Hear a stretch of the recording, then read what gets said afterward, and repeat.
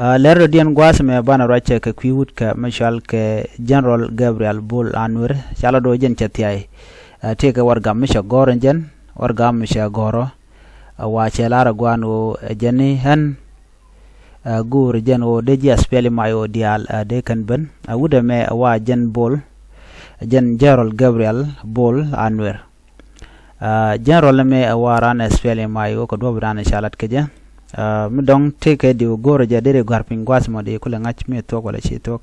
dino jene General Gabriel Bull Anwer chala ro jen chatia cho ko kume SSPDF ala kum kirma yadit chatia pin Dr. Riang Machaten jen cha shoot ke warga mi goro no shola ji ayo tin content door tin karen mat kum kirma yadit la kum jane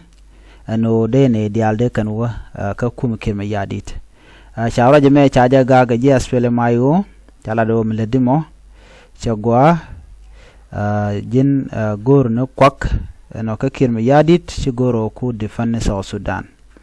me ramu ku defend South Sudan bari ga dana to kan wore beje kon ngach ko shuina so wuda me jen wudo chal ke General Gabriel Bull Anwer